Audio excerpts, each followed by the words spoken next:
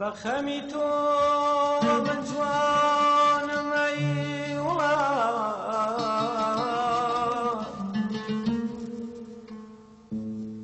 بەخەمی تۆ من جوانم ئەی وڵات، ئەوە چارە نووسمەوە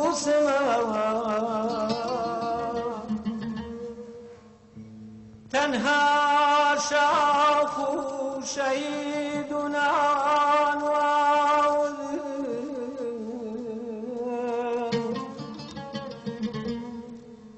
تەنها شاخ و شەهید و نانواوت،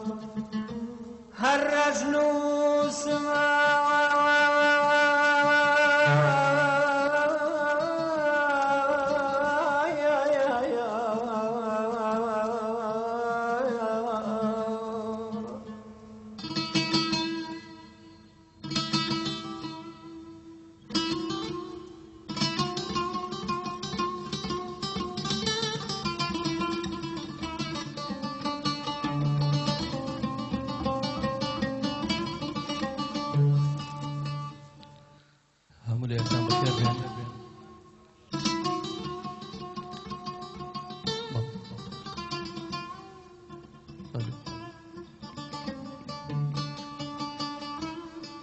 ساڵ لەمە پێش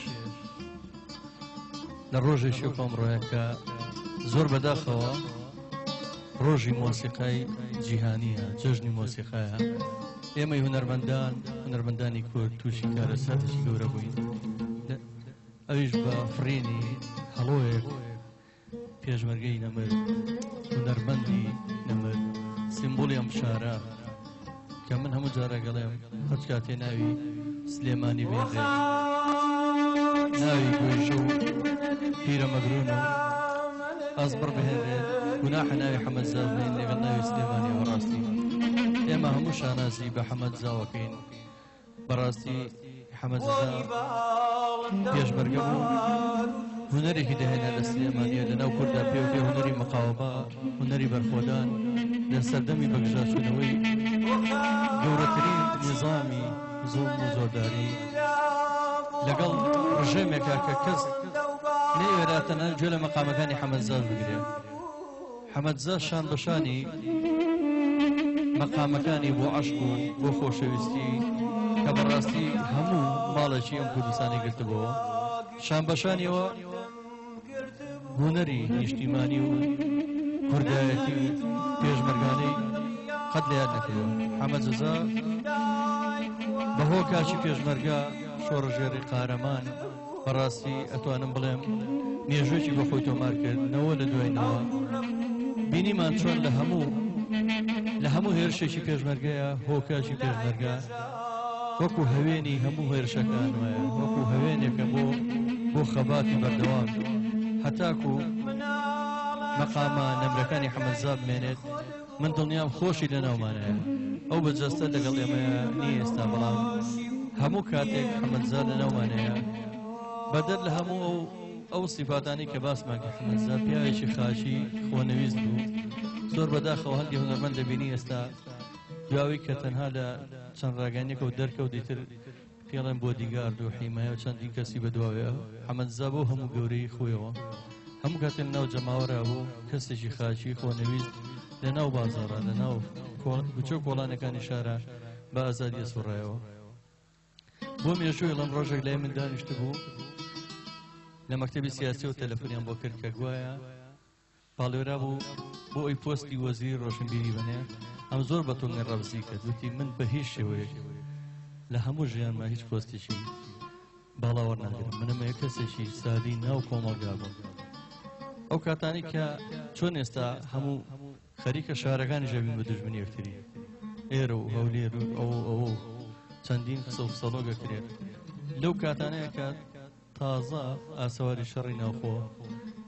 هێدیەتی ڕەویەوە حەمەدزا یەکەم کەس بوو چوو لە شاری هەولێر، تێمەوتیمە وەلای جەماوەرە خۆشەویستەکەم لە هەولێر، لەبەرەوەی من نامەوێت لە هەولێریەکاندا بڕێم. حەمەدزا مڵکی سلێمانی نەبوو تەنیا، چووە سنە، چووە ئاوێر، چووە کرماشان، چووە شارەکانی کوردستان لە هەولێر. لێرە بەڕاستی هەرچەندێک باسی گەورەی حەمەدزا بکەم هیچم بۆ ناکرێ بەس ئەوە نەبێ ئەتوانم بڵێم ئەگەر هاوڕێکانم هاوکارم من کاکە ئاری و برادران دوای ئەم پێشەکیە جوانترین دەستپێک بۆ میادە کە ئەمڕۆ لە ئاستی گەورەی حەمەدزا سەردانێنم وەکو خۆم درود بۆ گەورەی حەمەدزا ئەگە بتوانین بەبێدەنگی ئەگەر ساتێک بۆ گیانی پاشی هەموو ئەو هۆکاچی پێشمەرگی کە حەمەدزا باسی کرد ئەو شەهیدانی کە لە بێناوی خاکی کوردستانە هەموو هونەرمەندانی شەهید بە تایبەتی هونەرمەندی نەمر حەمەدزا بە پێوە ئەستی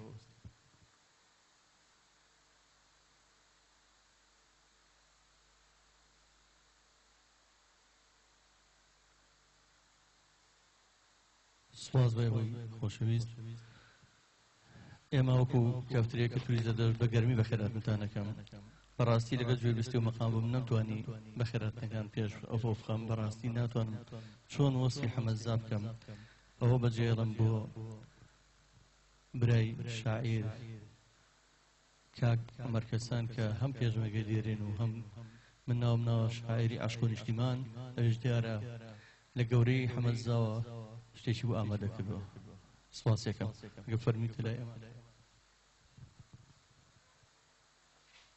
ئێوارەتان باش ئەوایە نمیادەی کاکە حەمەیە بەڕاستی چەند وەجهێکی فەنی و ئەدەبی لێرە ئامادە بووە بەڵام دیارە ئەم بەڕێزانە لەوان گەورەترن بۆی ئەمان ئامادە بن سپاسانە من پێشەوەی ئەوەی بۆ حەمەدجەزام نووسیوە ئەمەوێ شعرێک کە کاتی خۆی بۆ خەباتی سەخت نووسیومە کە کەمال مەحەموو کردوویەتی بەسرود بە ناوی خەباتی سەخت لە پێشە ئەو شعرە بخوێنمەوە ئەنجا دوای شعرەکەی بۆ کاکە حەمە لە شەوە زەنگی عەدەمدا تەنیا تۆ چرای هیوا بووی لە ڕۆژی سەختی تەمەندا تەنیا تۆ گولەی وەڵام بووی بۆ جوانی کوردستانیشمان خۆت چەپکە بووی وەفا لە بەرگری نیشتیماندا دار بەڕووی هەردوو کێوان بووی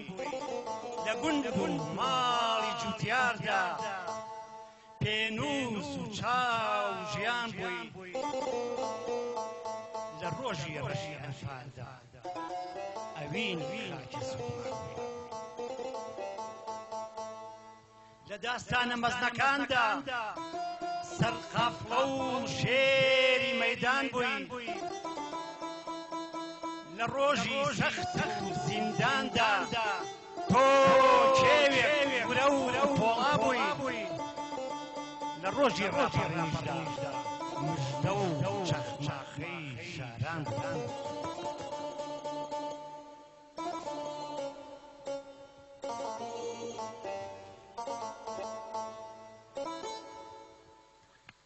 حەمەدجەزای نەمر گوزەر دەکەم بە نێو کێوان بە گەوەی شار لاپاڵەکان بە زەنیور و بە دوندەکان لە پێدەشت و نشێوەکان جل و واڵای پۆشتە و پەرداخی ئێواران کلتوری جوان قسەی نەستەق و میهرەبان ستارخانی یاڕان کوچۆخەی هەورامان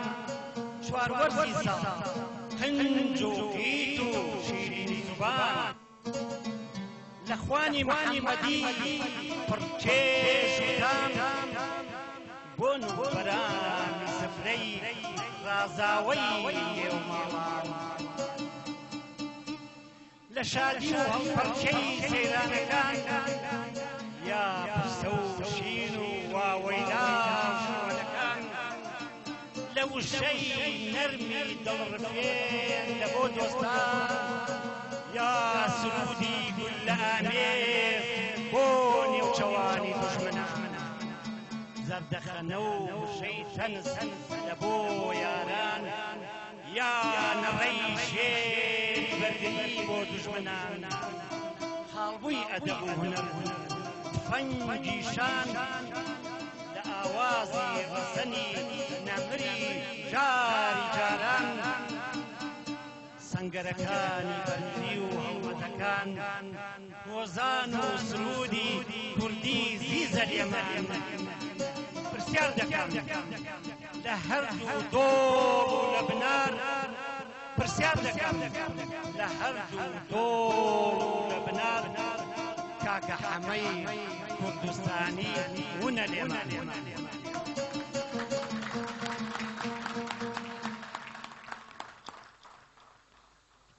زۆر سپاس بۆ کاکە مەرکەسانی شاعری عاشقی نیشتیمان کەم کەسنەوە هونەرمەندانێ بن بە قوتابخانە هەتا چەندینەوەی داهاتوو هەر شوێن کەوتویان هەیە و وەرانی و مەقامەکانیەوان نەڵێنەوە دیارە هونەرمەندی نەوەر حەمەدزاش کۆمەڵە شوێن کەوتووی دەنگی هەیە بەڕاستی یەکێک لەوانە هونەرمەندی دەنخۆش بەرداخەوە کە وەکو پێتانم لەوانە زۆرتان پێی ئاشنا نەبووبوون بەڵام ئێمە ساڵانێکە پێی ئاشنای ئەوەش دەکەوێتە سەر ئەو ڕاگەیاندانی کە کەم جارە و دەنگە زۆڵە نادۆزنەوە کاکە حەمەی خۆشەویست کە ناساوە بە کاکە حەمەی مینە خەساب ئەگە بفەرمێ بۆیرە بۆ پێشکەشکردنی چەند مەقام و بەستێکی هونەرمەندی نەمرە حەمەدزا چەپڵێ بۆ کاکە حەمەی خۆشەویست بەخێر بی کاکە حەمەد